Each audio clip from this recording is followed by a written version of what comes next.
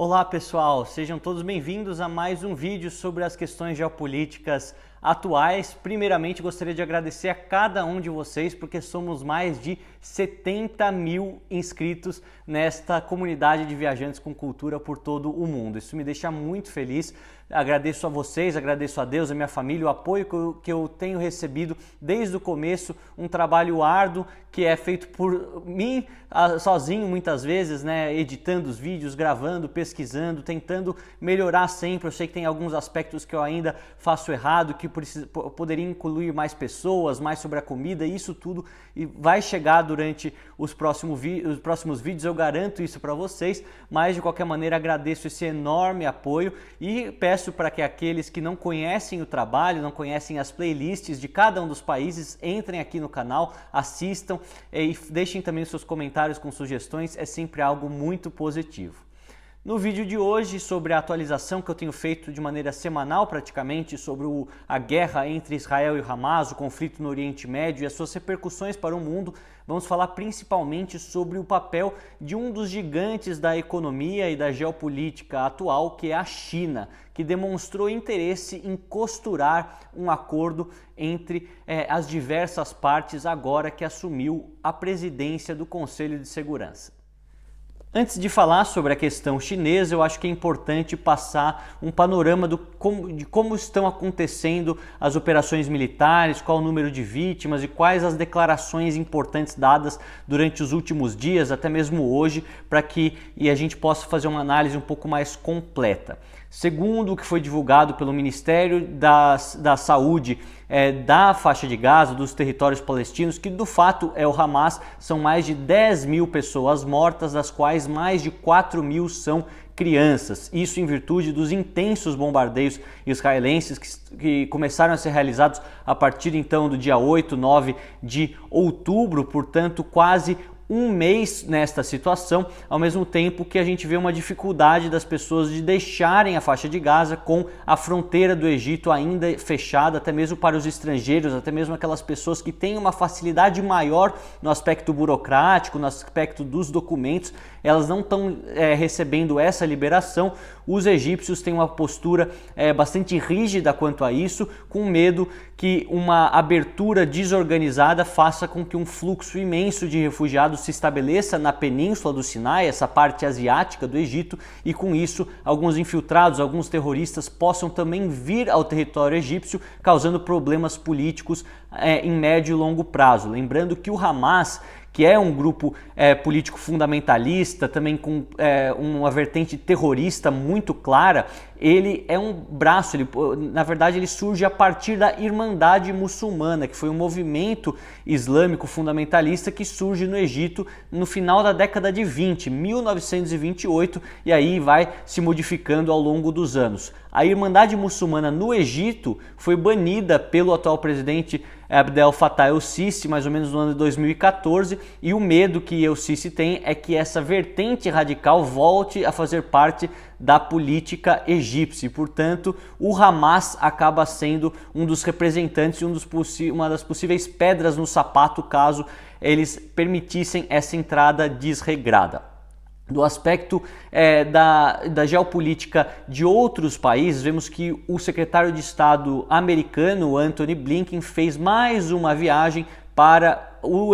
Oriente Médio, visitou Israel, visitou também a Turquia e fazendo sempre um apelo para que as autoridades israelenses, o exército israelense, diminua um pouco a intensidade, tente focar as suas operações em operações de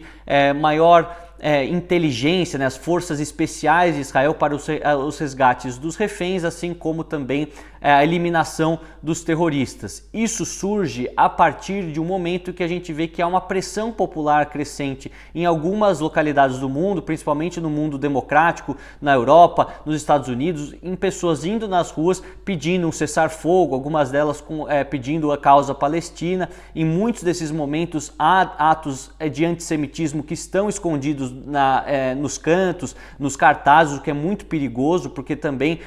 você não pode combater uma injustiça levantando outra injustiça, você não pode querer ajudar os palestinos querendo acabar com os israelenses ou acabar com o povo judeu, o que é uma grande contradição, mas nós sabemos que isso pode ter um impacto eleitoral muito grande. O presidente Biden sabe que grande parte da sua base eleitoral em muitos estados americanos é de uma base mais progressista, de pessoas à esquerda, o que inclui também os muçulmanos americanos que acabam se comovendo mais com a causa palestina, e essas manifestações colocam pressão direta no governo. Ao mesmo tempo, a gente vê que há muitos assuntos nos bastidores que não têm sido divulgados para a imprensa de maneira tão fácil, e principalmente como que outros agentes têm atuado para tentar achar uma saída mais rápida para esse conflito e também diminuir o sofrimento do povo palestino nesse momento e também de muitas famílias israelenses que ainda esperam pela libertação dos reféns.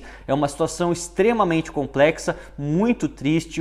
A morte de civis, seja em qual lado for, ela sempre é devastadora, ela deixa traumas imensos em muitas sociedades, e o objetivo de muitos desses países é achar uma saída rápida para esse conflito, o que pode não ser tão fácil dada a complexidade da situação. Muitos falam que Israel, com seu direito de defesa, não teria outra opção. Outros dizem que o exército de Israel é muito moderno e teria a capacidade de fazer operações mais pontuais. Você escuta argumentos para todos os lados. O importante, eu acho que durante o momento atual, com uma guerra acontecendo, assim como foi a guerra da Ucrânia, assim como é a guerra da Ucrânia e da Rússia, é importante a gente tentar sair um pouco da nossa posição que a gente apoia de maneira corriqueira e olhar o lado oposto para escutar os argumentos. A verdade não vai estar nem 100% do nosso lado, nem 100% do lado do outro. Ela vai estar em algum lugar no meio, porque as guerras são sempre complexas. Os movimentos históricos, a fundação de estados, a questão de você estabelecer um Estado judeu em uma região que era predominantemente muçulmana, todas essas questões, elas tem panoramas históricos que são muito importantes a gente entender antes de tomar qualquer posição. E tomar uma posição tão clara, com tanta emoção, de maneira tão veemente, hoje em dia ela se torna algo bastante perigoso e nada adequado, se assim posso dizer, porque a gente está falando de mortes de inocentes. A gente fala de um atentado terrorista violentíssimo que aconteceu no dia 7 de outubro, que pode ser chamado de um pogrom, né? Os pogroms que eram aquelas perseguições intensas que aconteciam contra os judeus no antigo Império Russo, com mortes de crianças, famílias incineradas, mulheres estupradas, uma situação extremamente cruel e bárbara, ao mesmo tempo em que, pela questão demográfica da faixa de Gaza ser tão complexa na sua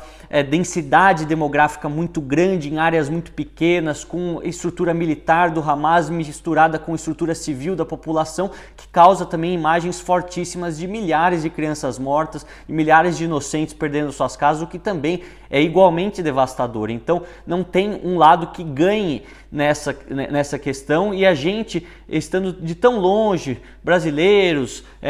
ocidentais, latino-americanos, seja lá como vocês queiram se definir, é difícil você ter a noção do sofrimento dessas pessoas, e por isso tomar um lado de maneira incondicional, de maneira apaixonada, acaba faltando com empatia para o outro lado. Então é importante olhar tudo de maneira calma, procurar informações de fontes diferentes e construir a sua opinião, seja ela qual for, com base nesses fatos, não com base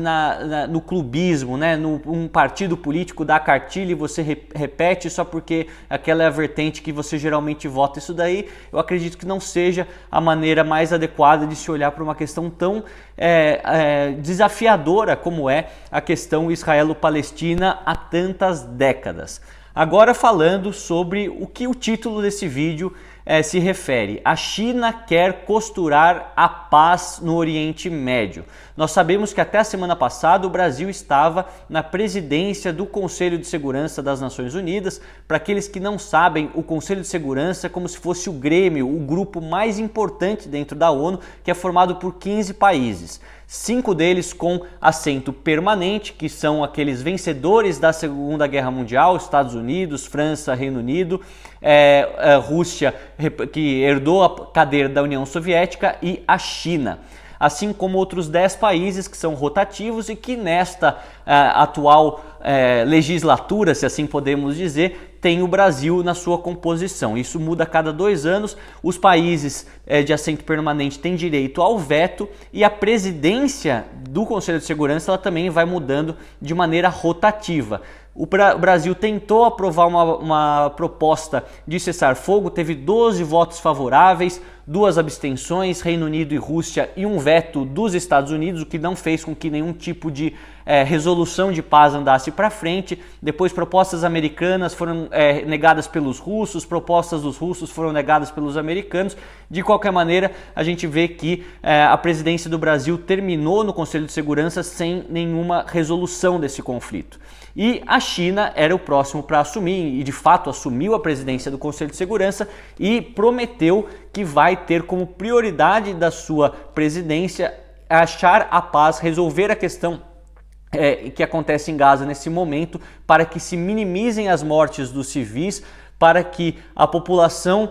mais afetada no aspecto humanitário tenha acesso àqueles bens necessários para que você possa viver: água, alimentos, a energia, assim também como quer impedir a escalada desse conflito, o espalhamento desse conflito para fora das fronteiras de Israel e da faixa de Gaza, ou seja, não quer um conflito generalizado que envolva eventualmente o Líbano, a Síria, o Irã, o Iêmen e tantos outros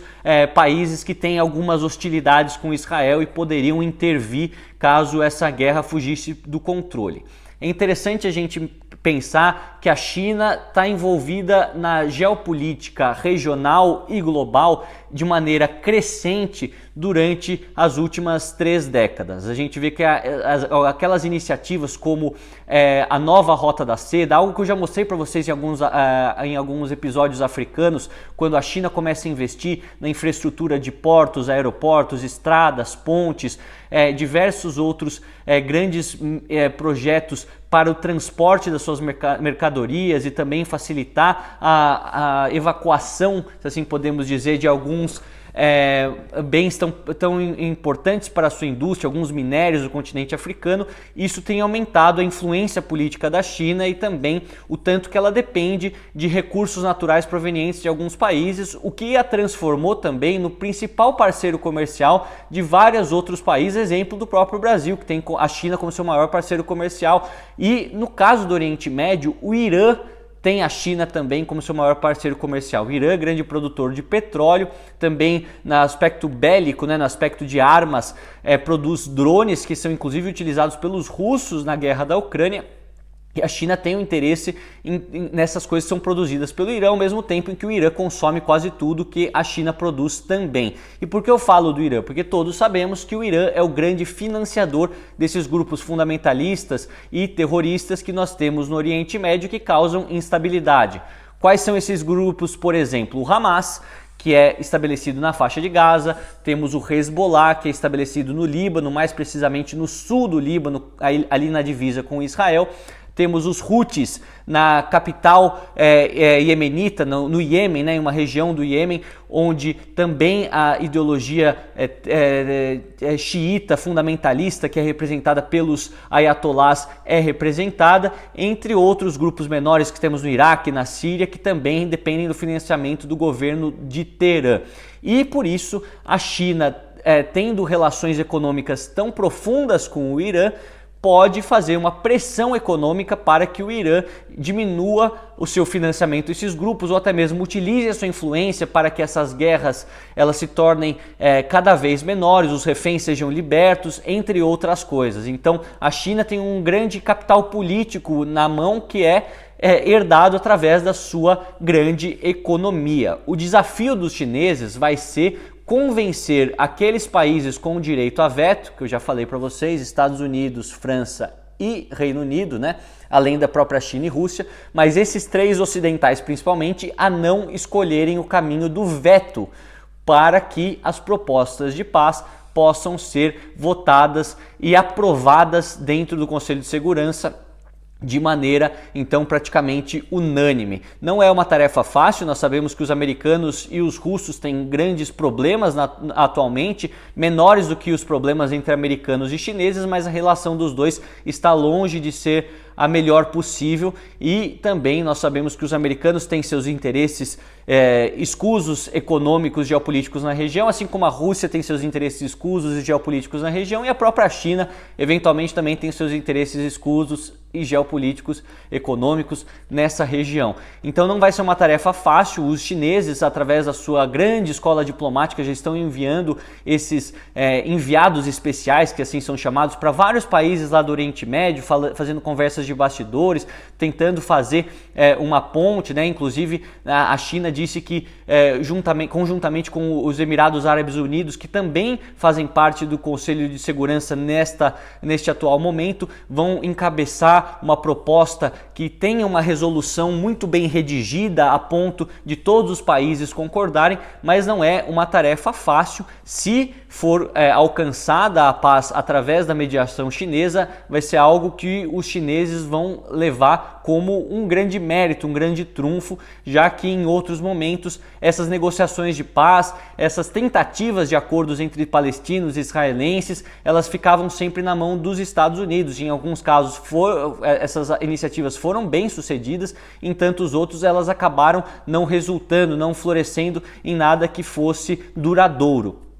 E a gente vê que a China, com o objetivo de ser a maior potência do mundo econômica, eventualmente militar, e também do aspecto da política, né, de como se faz política, como se fazem as relações internacionais, gostaria de ter no seu currículo também poder costurar a paz neste caso. E isso é óbvio que eles querem alcançar porque dependem de maneira muito profunda de tudo aquilo que é produzido no Oriente Médio, gás natural e petróleo e seus derivados, para que as indústrias chinesas, a população de mais de 1 bilhão e 400 milhões de pessoas na China, possam continuar trabalhando, vivendo e mantendo o seu crescimento econômico em um bom ritmo, assim como nós temos observado durante os últimos anos. É importante a gente mencionar que neste caso a China e a Rússia, elas têm uma posição muito semelhante, porque foram sempre países que defenderam ambos a existência de ambos os países no Oriente Médio. No caso, Israel e a Palestina nunca foram a favor da aniquilação do Estado de Israel, como propõem países muçulmanos mais radicais, como é o caso do Irã, ou simplesmente também nunca foram contra o estabelecimento de um Estado palestino. Muito pelo contrário, sempre foram a favor da famosa solução de 2 estados. Então, nesse momento, parece que é uma visão um pouco mais ponderada que toma a Rússia e a China. Muitos outros países também ocidentais defendem a solução dos 2 estados, mas não têm o capital político e econômico para poder fazer com que essa solução saia do papel finalmente. Então, muitos acreditam que a China, que tem boas relações com Israel, também consome coisas que Israel produz no campo tecnológico e tem boas relações com o mundo árabe, com o mundo muçulmano, vai precisar fazer muitos acordos nos bastidores e também convencer as outras grandes potências para que esse caminho para a paz seja alcançado de maneira mais rápida possível, enquanto os chineses foram presidentes do Conselho de Segurança, e também uma paz duradoura, para que a estabilidade nessa região possa promover não só o desenvolvimento econômico dentro do próprio Oriente Médio, mas também que esse desenvolvimento seja então espalhado para as outras regiões do mundo que dependem da estabilidade desses países, para que possam continuar trabalhando de maneira tranquila. É uma questão muito interessante, muito complexa, como eu sempre digo para vocês. Essas análises que a gente faz aqui nesses vídeos de 15, 20 minutos, muitas vezes não dá conta de mostrar todas as nuances desses assuntos, mas eu tento sempre trazer alguns dados históricos, trazer para vocês uma visão que seja a mais ponderada possível, a mais sóbria possível, para que a gente faça tudo com racionalidade, não com paixão. Faça a política, faça a geopolítica, as análises da geopolítica com o cérebro e não com o estômago ou com o coração, porque neste momento em que tantas pessoas estão sofrendo, não vale a pena a gente se deixar levar por chavões, por frases de efeito. Vale a pena a gente sentar, se debruçar no assunto, estudar e tentar escutar o lado oposto para criar a empatia nesses momentos tão difíceis. Eu espero que vocês tenham gostado desse vídeo. Caso você queira saber algo específico de geopolítica, que fuja um pouco do assunto das viagens, coloca aqui nos comentários, vou ficar feliz de ler e receber essas sugestões para que futuramente vídeos como esse e outros no aspecto da geopolítica possam ser feitos de maneira mais frequente aqui, para que todos aprendam e possam participar também dessa comunidade. Eu desejo a todos uma ótima noite e uma ótima semana. Abraço!